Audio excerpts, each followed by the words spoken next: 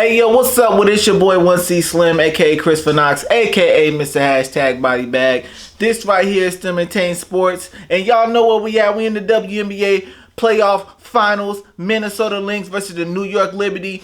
Yo, let's talk about the game one, all right? And if y'all haven't already, man, make sure y'all hit that like button, subscribe to the channel, drop a comment. Who y'all thought was gonna win game one? Who you guys think is gonna win this series? I need to know from you. Talk to me, okay? I see some of y'all viewing. I see it.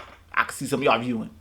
Make sure y'all hit that like button. Some of y'all did. Some of y'all continue to do it, all right? Make sure y'all share this with other people who like WNBA content as well. All right, let's jump into a Minnesota Lynx versus the New York Liberty. It was a fantastic game, went into double overtime off of a 4-point play from Courtney Williams. She played fantastic yesterday.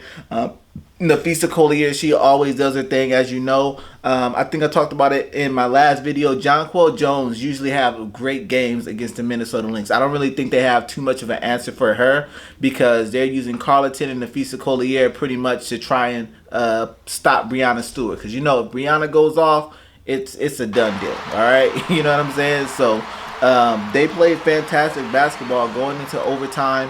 I think the end of the fourth quarter, Breanna Stewart had an opportunity to win the game, but she missed that second free throw. Game's tied. They had to take it into overtime. So that clutch gene was missing, and it kind of goes into what I was saying the last game. Very first quarter, the New York Liberty came out on fire. They were up in the game by, I can't remember how many points. 13. They was up by 13 points. All right. And you can kind of see as the second quarter comes about and third quarter comes about, the Minnesota Lynx was staying in there and chipping away at that lead. They won the second quarter by 5 points. I believe they won the third quarter by 1 point.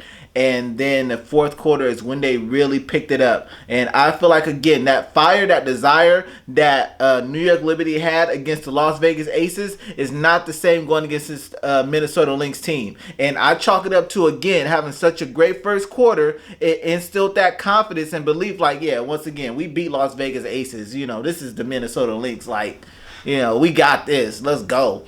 And they slowly crept up on them. Nafisa Collier dropped 21 points, 8 rebounds, 2 assists. Carleton only 5 points, but her defense was outstanding, so you have to give it up to her for that. Same thing with, I believe it's Eleni Smith, 9 points. But McBride pitched in with 22 points, 4 assists, 2 rebounds. But the player of that team that day, Nafisa Collier, she's always going to be the one. But Courtney Williams is one of the reasons why they won that game.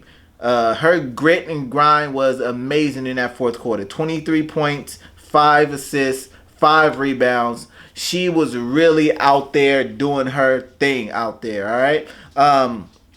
Let's talk some of the stats from the Liberty real quick before we get into a little bit more here. So Breanna Stewart, she dropped 18 points, 9 rebounds, 3 assists. Jonquel Jones, like I said, a double-double, 24 points, 10 rebounds, 3 assists. Phoebus, we have to start showing Phoebus a little bit more respect up in this game, all right? She is a rookie. From what I just saw earlier today, she is the leading three-point maker in the WNBA as a rookie in the playoffs. So salute to her for that. She has 17 points, 6 rebounds, 4 assists. Vandersloot pitched in 8 points, 6 boards, 4 assists. So all around a pretty great team effort. Sabrina Ionesco, she dropped 19 points, 3 assists, and 5 rebounds. Hamilton, you know, she did her thing as well. But overall, it wasn't enough at the end of the game. And I feel like they lost that fire because it was I feel like that 4-point play that Courtney Williams hit, that really changed the momentum and the dynamics of the game. It just seems like New York Liberty were not the same. They was like, yo, why do we not have this game in the bag right now? I think they kind of lost their confidence a little bit. They lost that edge, and it was a kick in the butt that they needed in order to push them into game 2. Like I stated before, I already felt like New York Liberty was going to lose game 1. But I believe game 2, 3, and 4, you know, we'll see how it plays out, but I think the New York Liberty is going to take the next 3 games. All right, that's just my thoughts. That's my opinion. But these ladies both played a great game. Sabali only pitched in 2 points though, so I think she's going to have to do a little bit better coming off of the bench. We'll see how that goes. But the Minnesota Lynx played a fantastic game. One thing that they do, which I thought that the Connecticut Sun did very well, which is play very great team defense and team offense. And it looks like the Minnesota Lynx is right in that same boat. Their chemistry and everything else just goes so well together. And I'm sorry, I'm hooded up right now because just like the Minnesota Lynx, they crept up on them and they took the W. All right, so we're gonna go into the preview for game 2 in the next video. So y'all make sure y'all give me some likes in this video, drop a comment, let me know what y'all thoughts was on game 1. Why is it that you think that they lost the game? Like I said, I just feel like they didn't have that fire. A few missed layup attempts and free throws from Brianna Stewart, I think that cost them the game as well.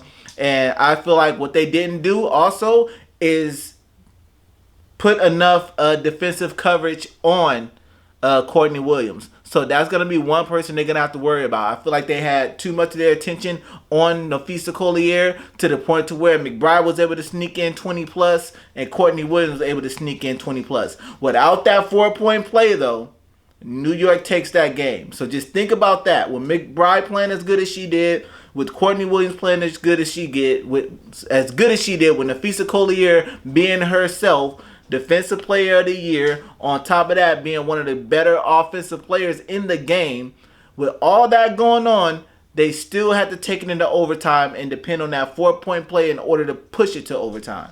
So I do think the New York Liberty is going to win game 2. We'll see how it goes. In the next video, I'll let y'all know why and how I think that's going to happen. But y'all already know what it is. It's your boy 1C Slim, a.k.a. Christopher Knox, a.k.a. Mr. Hashtag Body Bag. This is Still Maintain Sports, where we hold our own. Salute. Hit them likes, subscribe, comment.